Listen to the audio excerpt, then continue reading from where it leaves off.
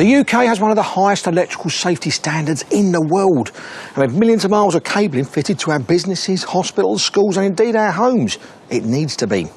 So you may be as shocked as me to discover that even this stuff has been faked. And who knows, it could be fitted to a fuse box near you. Electrical cables come in all shapes and sizes, and we take it for granted that they do what they say they do. In this warehouse, there are 1 million metres of cable that have been seized from all over the UK, and all of it is suspected to be fake.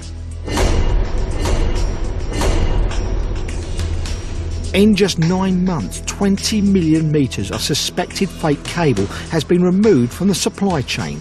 That's 20 times this amount, so the problem is huge. In fact, it's so big that the Approved Cables Initiative has been set up to tackle the fakers. But of course, we can name and shame, and that is the ultimate aim. And the Approved Cables Initiative has been set up specifically to target this sort of problem.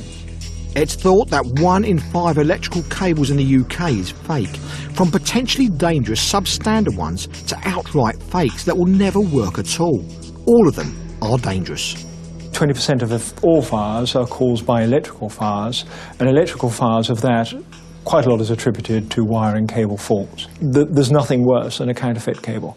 It could cause a fire, but that fire could be anywhere. It could be in a void, it could be in a duct, it could be under the stairs or behind a wall. These are pictures of the damage caused by electrical fires. No one knows how many have been caused by fake cables, but with 20 million metres of the stuff coming into the country, many experts believe the fakes are responsible for a lot of them. This is supposed to be fire-resistant cable. It's counterfeit and has been proven to be counterfeit. And on the cable itself, it does say British made, but we know it's not. So we took it to a specialist testing facility to see if it would set alarm bells ringing. This is typically used for fire alarms, emergency lighting, so this powers the system, and it's supposed to continue to operate in the fire for up to 3 hours. So whilst the cable is burning, it carries on operating. The emergency lights have to be there so that people can see their way to escape routes, and also for the firefighting service when they arrive. So continued operation in a fire is vital for these types of cables. The materials that you make the cable with are critical, really, to achieve that fire performance. Almost all the cables that are produced in the UK have to be marked on the outside. If it's marked on the outside, your assumption is that that manufacturer is telling you that the product complies with that standard.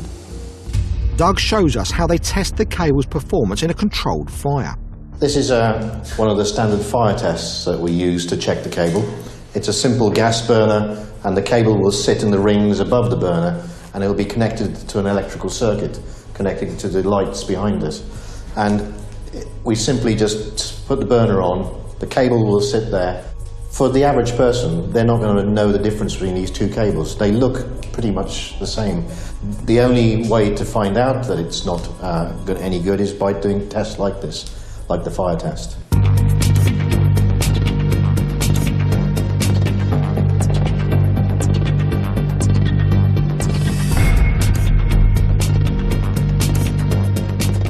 So the materials of the good cable in a fire won't give off a lot of smoke. As you can see here, the outer jacket of the cable has swelled up and it's protecting the inside of the cable, and you can see there's very little fumes coming off it. Next up is the counterfeit one. The fake cable, it's made of a PVC. That will give off lots of smoke, and you'll see it burning quite a lot. The smoke is toxic. And so that's going to hamper people escaping anyway. And the material doesn't protect the inside, and therefore it fails very quickly. The camera crew weren't allowed to stay in the chamber because of the toxic fumes given off in seconds. The circuit is broken and the emergency lights go out. With no alarm or lights working, it would be almost impossible to escape in time. So for all sorts of reasons, this is going to be a risk in a fire. And these are used in hospitals, schools, shopping centres, offices. So throughout Britain, this cable is there for safety in case of fire. And this fake cable is going to put people's lives at risk.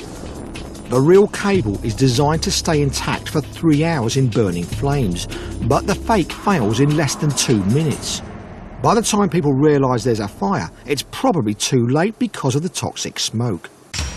And as if that wasn't bad enough, the rising price of copper has tempted even more people to make fakes. Copper is the main component of electrical cables as it carries the current.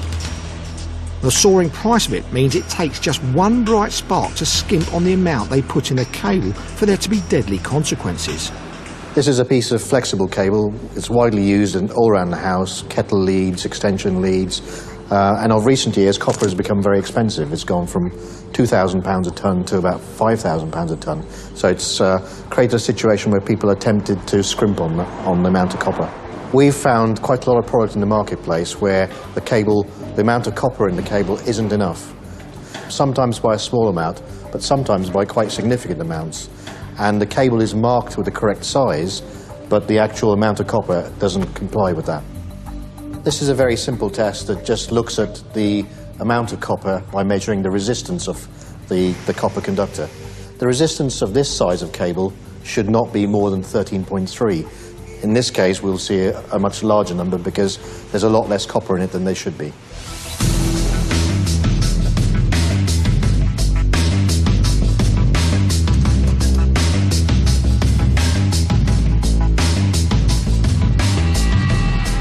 The resistance should be 13.3, but in this case it's 21.1, so it could overheat and cause a fire. So these cables are just as dangerous as the fake fire cable. Once they find the fakes, the industry needs to make sure they don't put anyone's lives at risk. All the fake cable found across the whole of the UK must be destroyed. It is unravelled and shredded, and the valuable copper and steel is separated from the rest and recycled to make new and safe cable.